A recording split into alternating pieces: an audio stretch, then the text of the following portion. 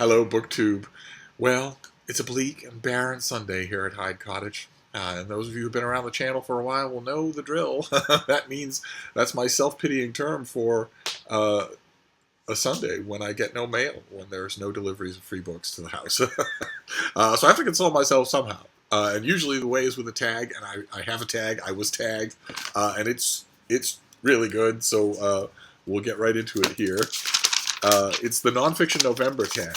And again, those of you who might not know what that means, that's an event that goes all November long, hosted by Olive at A Book Olive at Gemma at Nonfic Books, in which they encourage you to read more nonfiction, in which they devote the month to crying up the value of nonfiction. And since most of what I read is nonfiction, I love the event.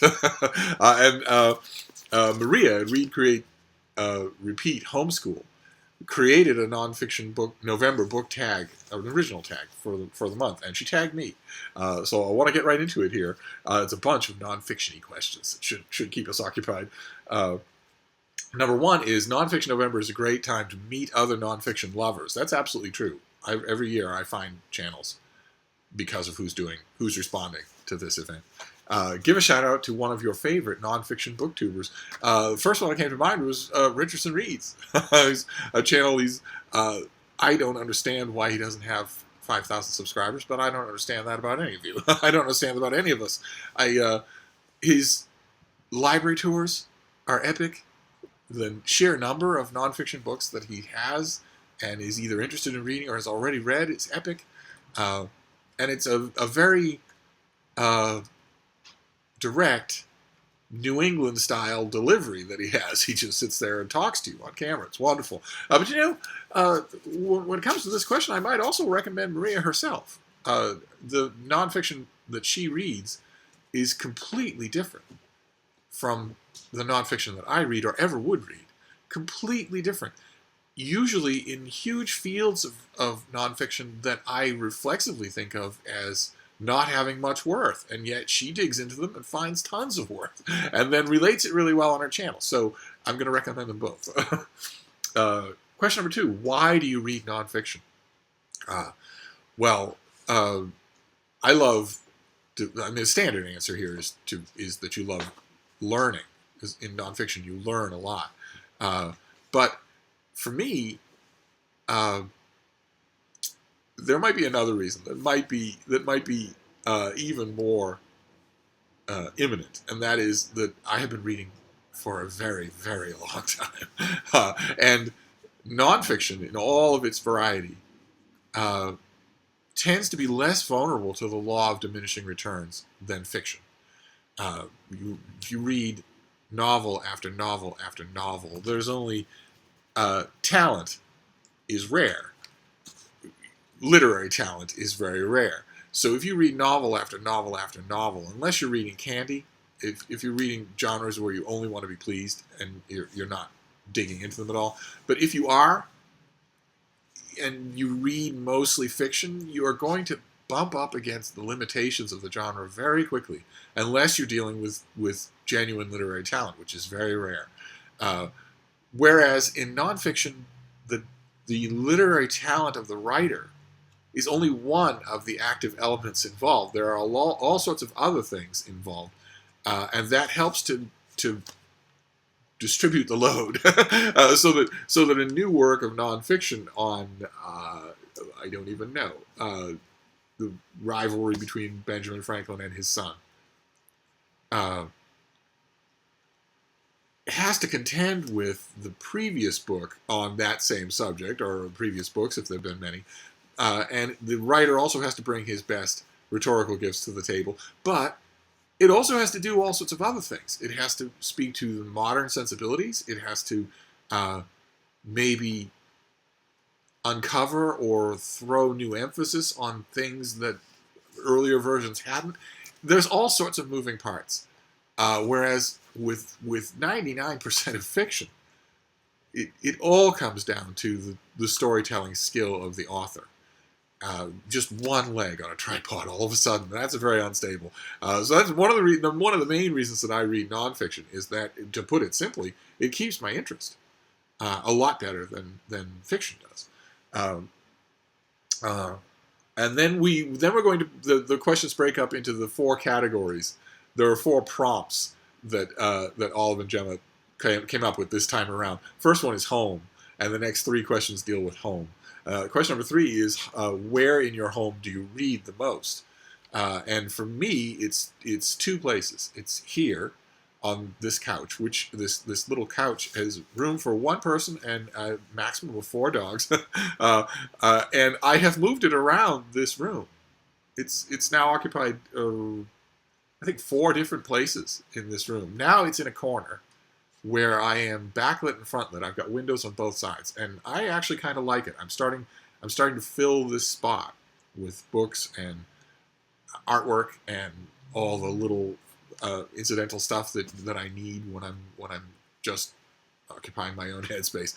So there's this little spot here, and then by far the most reading is done where God intended, propped up on pillows in bed, in the other room, which is. I've had people come over here. I've had guests they'd say, "Can we have the grand tour?" It's not a very big place, so I would give them the grand tour, and when I would show them that room, I would say, "Here's my bedroom," and they would walk in and say, "Oh no, whatever this is, it isn't a bedroom. It's a room with a bed in it, yes, but it's mainly a library." That's absolutely true. I don't use my bed much for sleeping, but I use an enormous amount for reading. So that is the main place. And it's just those 2 places. The only other reading that I do is in the bathroom. Let's see here.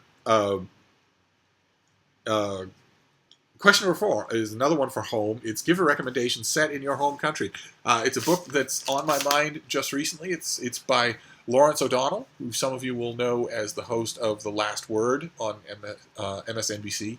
And some of you diehard fanatics will also know him as Jed Bartlett's father on The West Wing. The one brutal, brilliant scene on The West Wing. And he wrote a book just recently called Playing with Fire about the 1968 U.S. presidential election. And a recommendation set in my country, the United States, and also vividly displaying my country, good and bad. There you go. 1968 would be the year to do that. And his book captures it really well. Let's see here. Question number 5. Which book on your 2017 TBR involving home are you most excited about? I don't have a 2017 TBR. Good Lord, it's almost December. My 2017 books, except for wild exceptions, are all done with. So I'm gonna skip that one. Question number 6 is love. The next category is love. The next three questions. What do you love to read most in nonfiction? For me, it's biography. That's my favorite part of nonfiction. And mainly, I sometimes think that mainly it's because it's the one where the ground is the surest underneath me. I encounter a new biography of, Madame Curie or Napoleon or Hannibal, and I automatically have a grounding because I've read every other major biography of such people. That's my automatic response, is to say that, but that's not actually true. Quite a few of the biographies that I have read in 2017 and really loved were biographies where I'd never read one about the person before in any language, and they were just as good. So I don't know what it is. Maybe it's just that I like the fact that biography, as a kind of writing, imposes a sort of narrative skeleton. You have a skeleton, and yet it's not restrictive. In the same way that that a living organism's skeleton is not restrictive. It's restrictive in a way. You can't have 10 arms if your skeleton is only room for 2. But your skeleton will only tell you so much about what the fleshed creature ends up looking like. The fleshed creature can have a million different surprises, and that's what I like about it, is that biography can't go just anywhere, but it can be so varied that I just love it for that. So, question number 7, more love here. A nonfiction recommendation related to love that you want to give to everybody.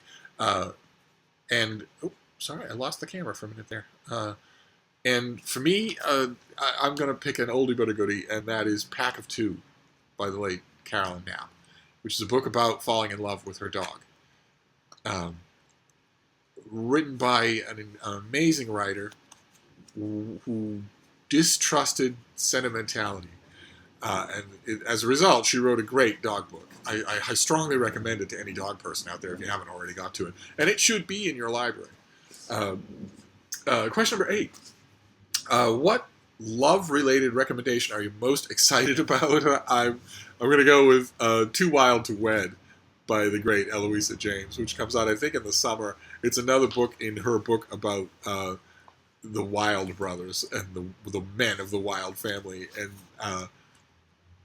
the last one, the one that's out now, that's new now, I just loved. So it's standard fare for Regency romance. It's a group of, a group of men who seem unreclaimable to society or to love or to marriage, and the way that each one of them is reclaimed, the different way that each one of them is reclaimed. But the originality, again, when it comes to Regency romances, the originality doesn't really matter. What matters is whether or not the writer knows what she's doing, and Eloisa James really knows what she's doing. So that's Too Wild to Wed is going to be my choice for love, although I'm sure that 2018 is going to have lots of romances that I love reading. Then we move on to substance. Question number 9 is nonfiction is a great way to introduce us to people who inspire us to be better. Name a person of substance you loved reading about. Not really sure what that business of being better is all about. Okay? I am fierce, fly, and fat with a PH. I have the skills to pay the bills. So I don't know what that business is about being better. But nevertheless, all sorts of people of substance that I love reading about. In fact, I've jotted down some that are just recent that were all really good. There was Goddess of Anarchy by Jacqueline Jones about Lucy Parsons, which was really good. Had a couple of blind spots, but I really, really liked it. There was Brutus by Catherine Tempest, a book that I just read last night that managed to put a lot of meat on what I would have thought would have been a very thin subject. I just loved it. And also one from earlier in the year that I keep thinking about because it was really good. It's expensive. It's limited distribution. It won't be on the shelf in your bookstore. You might have to order it.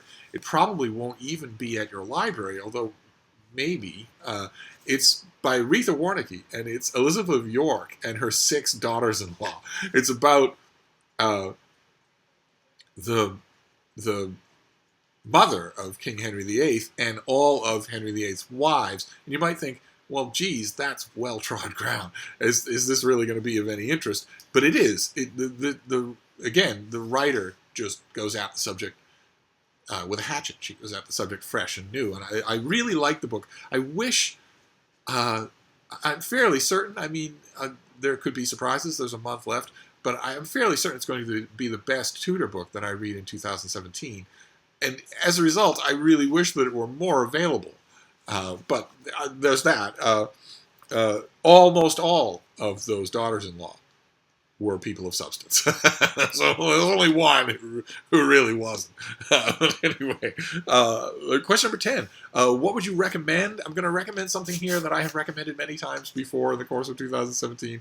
I'm sorry to be a squeaky wheel here, but it's so good that I want to give it one last shout out on BookTube, and that is Behave by Robert Sapolsky.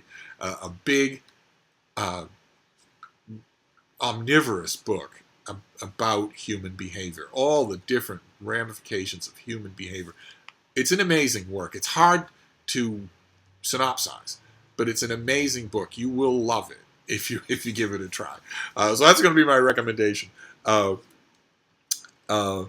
Question number 11 is, what substance-related book are you most excited about? A lot. Obviously. I'm going to be feverishly reading in 2018. And I hope in 2018 to just bury myself in books. And there's a writer whose work is always substantial, in fiction and in nonfiction. And I never know quite what to make of it. It varies wildly in quality. The author is William Vollmann. And in 2018, he's coming out with a 2-volume work called The Carbon Ideologies. Volume 1, at 700 pages, is called No Immediate Danger. And Volume 2, at 700 pages, is No Good Alternatives. And the word about it is that it is his attempt at a completely objective assessment of energy production in the 21st century. And I don't know about that. Sometimes he infuriates me, and I'll just have to see. But warning signs are sounded right away by the titles of those 2 volumes. No Immediate Danger is not true. No Good Alternatives is not true. When it comes to the energy industry, neither of those titles is true. So maybe he doesn't believe them. Maybe he's putting them there as a sign of what the common energy industry thinking that is filling each of those volumes. That could easily be. But either way, whether you agree with them or not, one thing you know about Volman is that you will get substance. So the Carbon Ideologies is definitely on my list. And then, what subjects or topics have you learned about? This is question number 12. What subjects or topics have you learned about because of reading nonfiction? And of course, that for me, that's everything. I learn all the time by reading nonfiction. But looking back on 2017, one natural subject is Russia. The Russian revolutions of 1917 had their centenary in 2017 and produced a bumper crop of books, biographies, histories, sociological inquiries like the House of Government, just a whole bookcase full of books. And at the beginning of 2017, I thought certain that would weary me, and it did not. The books have been just an endless flow of incredible, starting right away at the beginning of the year and ending up strong. Victor Sebastian's book on Lenin, his biography of Lenin, is incredibly good. And it just on and on. Every month of 2017 saw 2 or 3 books that were absolutely top-notch about Russia at the beginning of the 20th century. So there's a perfect example of learning from nonfiction.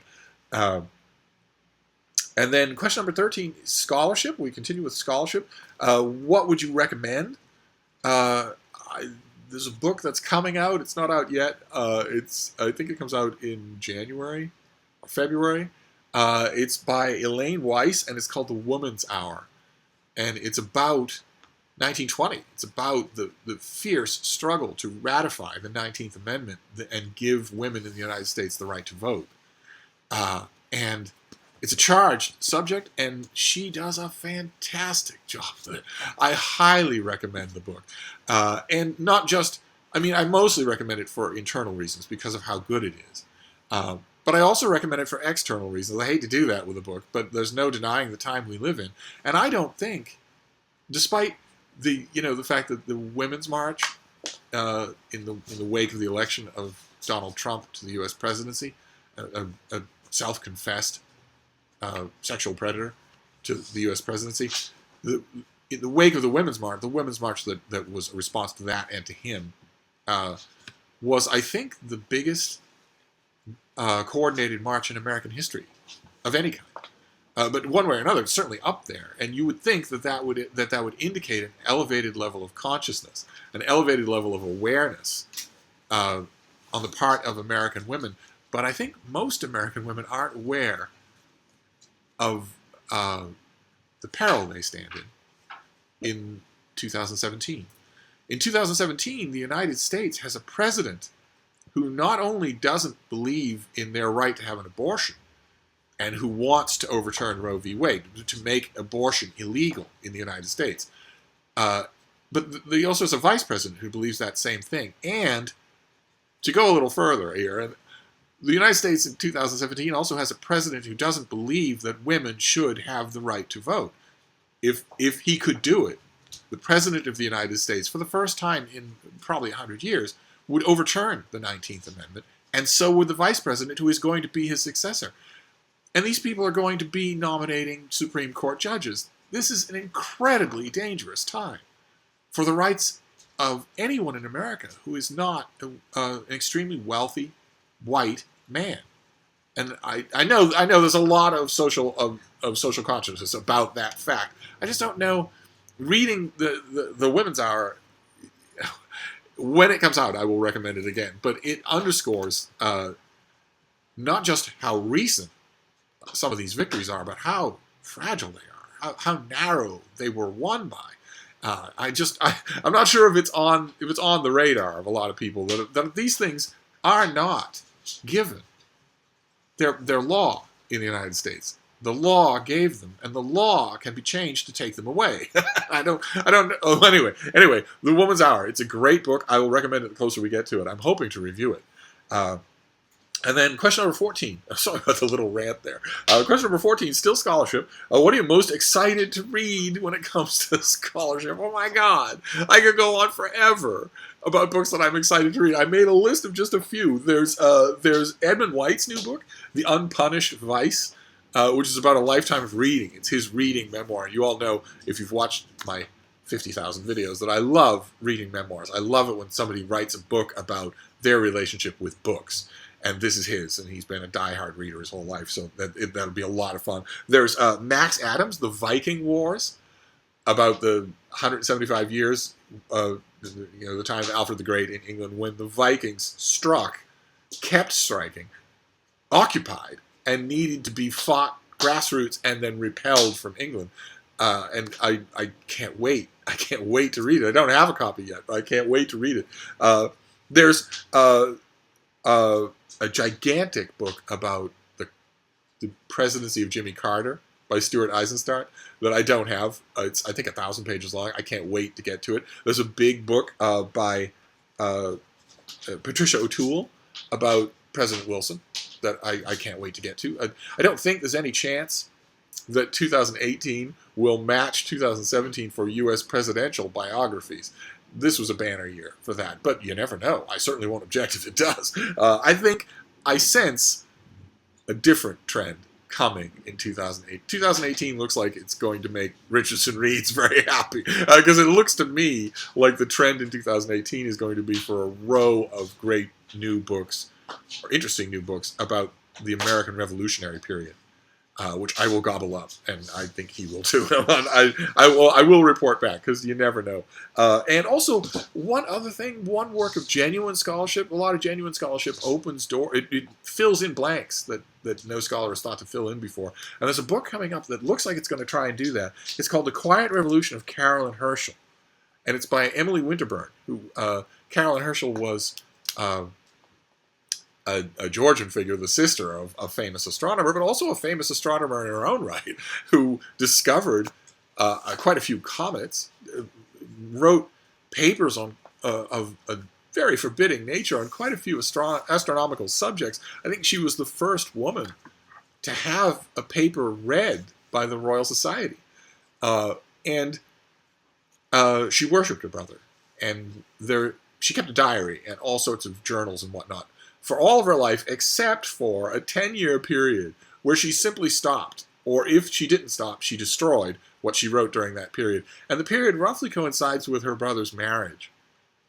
And speculation has sometimes been that she was bitter about the marriage and confessed this to papers that she didn't want posterity to know about. And it looks like what Emily Winterburn tries to do is reconstruct that missing period, and also, along the way, maybe put Carolyn Herschel a little bit forward in our thinking about the history of astronomy in relatively modern times. And Emily Winterburn is herself a physicist, I believe. So it looks to me like it has the perfect combination of elements that could make it a great work of scholarship, something that's interesting and also groundbreaking.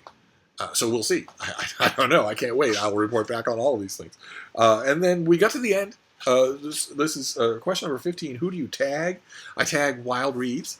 I've never tagged him before. I'm tagging him for this one. I tag Richard Reeds, because I always forget to tag him. He's a little weepy on the subject. I tag Valentina Garcia. I tag Paperbits, Elisa at Paperbits. All the people who are involved in Nonfiction November should do, of course, the Nonfiction November tag. But that really did distract me on a bleak and barren Sunday. So I'm very thankful to be tagged. And I'll come up with other things to do. And when I do, I will natter on about them to you. Thank you, BookTube.